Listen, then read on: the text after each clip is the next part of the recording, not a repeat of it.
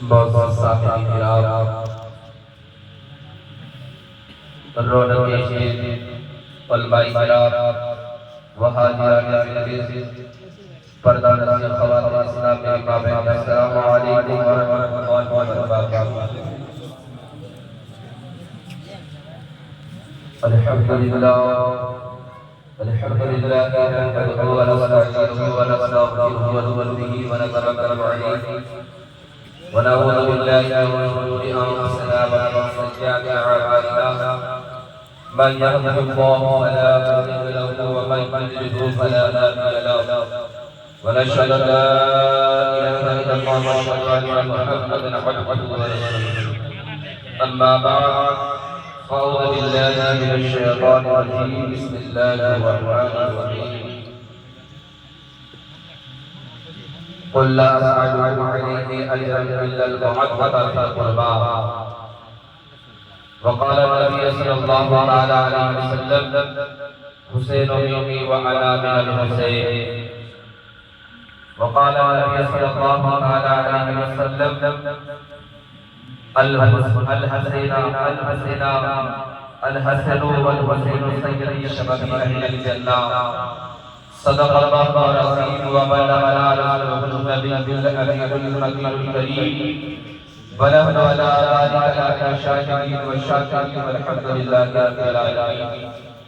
أيها البراء، عقیدت کے ساتھ، محبت کے ساتھ، لو لگا کر کے اساقہ کے تاجدار، دونوں عالم کے مالک و مختار، سیدی ابرار و خیار، شہنشاہ عزیز وقار، رحمت للعالمین، شفیع المذنبین، طٰہٰ و یاسین، احمد مجتبیٰ، قبل باری محمد مصطفیٰ صلی اللہ علیہ وسلم کی بارگاہ میں تسبیح، عقیدت کے ساتھ، محبت کے ساتھ درود شریف کر دیا پیش کرے اور کہے: اللہم صلی علی سیدنا شفیعنا حبیبنا مولانا محمد وسلم، صلو علیہ صلاۃ السلام علیک یا رسول اللہ یا حبیب اللہ صلی اللہ علیہ وسلم.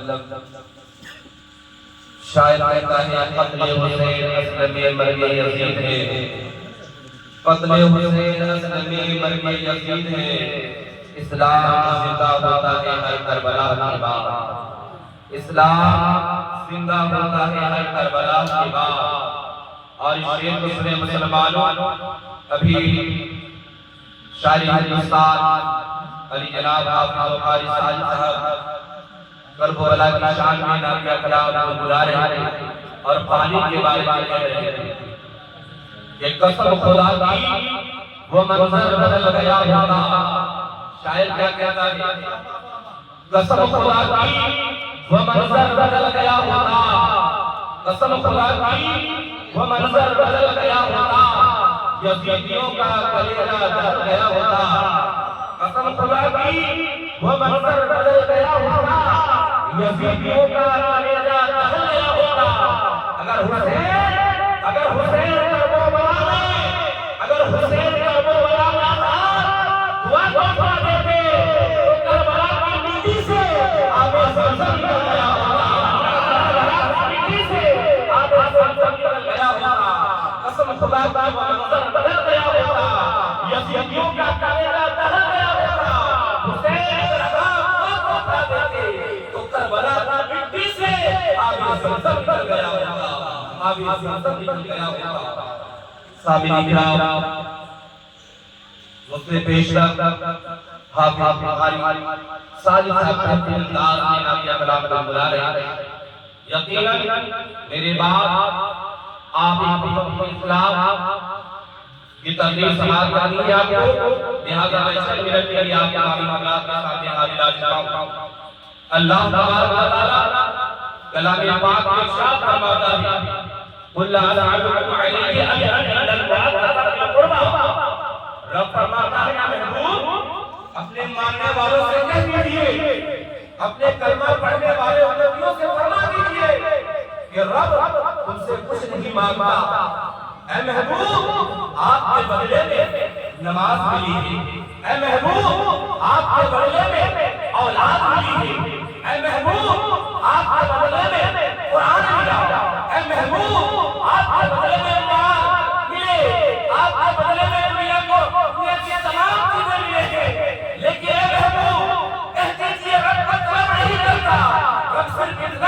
چاہتا ہے کہ آپ کی آل سے محبت کرے، آپ کے اہل بیت سے محبت کرے۔ مسلمانوں، رب فرماتا ہے مصطفیٰ سے کہ میں کہتا ہوں رب نے سب کچھ دیا، اس کے بدلے میں کچھ نہیں مانگتا، صرف آپ کے اہل بیت سے محبت کرتا۔ مسلمانوں یہ انسان کے لیے ایمان اور عقیدہ ہے۔ اگر کوئی انسان اہل بیت کو چھوڑ کر نماز پڑھے، اس کی نماز قابل قبول نہیں ہے۔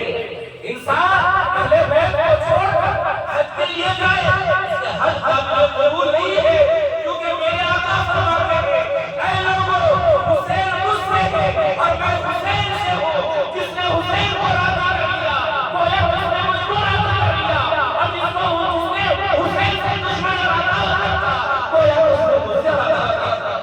سبحان اللہ، سبحان اللہ۔ لہذا مسلمانوں، اہل بیت سے پیار کرنا ہر انسان پر ضروری ہے۔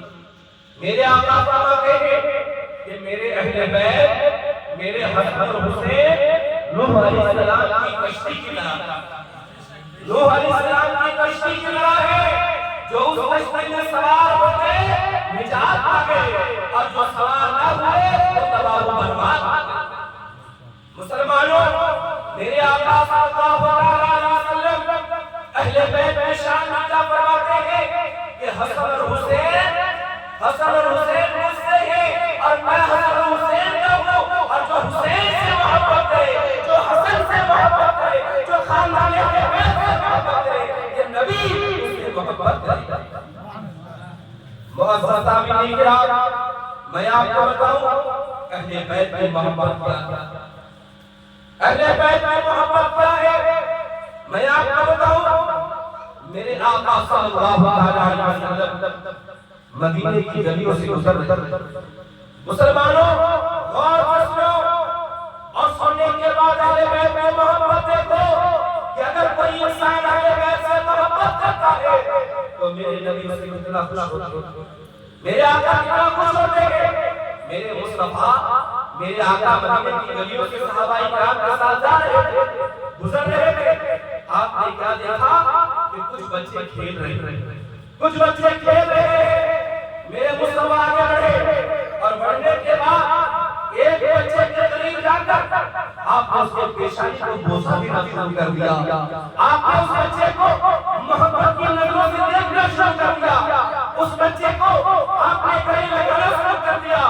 صحابہ حیران، تمام بچے لیکن آقا نے ایک بچے سے محبت اس قدر کی کہ ان کی پیشانی کو چھوتے رہے ہیں، وہ کبھی ان کو سینے سے لگا رہے ہیں۔ میرے آقا کی بارگاہ میں صحابہ عرض کرتے ہیں مولا اللہ کا نبی، میرے ماں باپ آپ پر قربان ہو آقا، ذرا بتائیے آخر خاص بات کیا ہے؟ بات کیا ہے کہ آج آپ بچے سے محبت کریں؟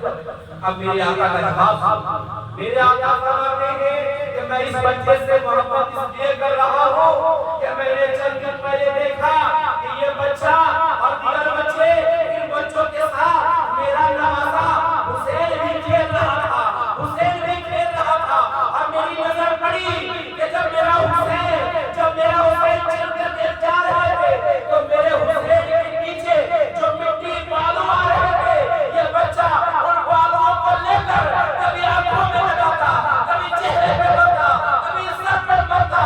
وہ ایک بچے نے امام حسین کے مرتبے کو جا دیا ہے۔ آج میں اس بچے کو گلے لگا رہا ہوں، وجہ یہی ہے اس نے حسین سے محبت کیا۔ مسلمانوں کی بات ہے جو میرے مصطفیٰ کربلا کی تاریخ کو جانتے تھے کہ امام حسین کربلا میں شہید ہوئے، اور میرے مصطفیٰ نے سننے کے بعد میرے آقا کے آنکھوں میں آنسو آ گئے۔ جب جبرائیل نے کہا کہ یا رسول اللہ یا حبیب اللہ آپ کا نواسا کربلا میں شہید ہوئے، تو میرے نبی کے آنکھوں میں آنسو آ گئے، میرے مصطفیٰ کے آنکھوں میں آنسو۔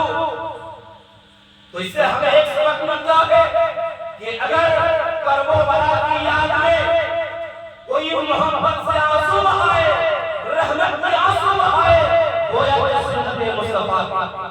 اگر کوئی علی اکبر کی شہادت پر آنکھوں سے آنسو بہائے، وہ یا مصطفیٰ کی سنت۔ کوئی علی اکبر کی شہادت پر آنکھوں سے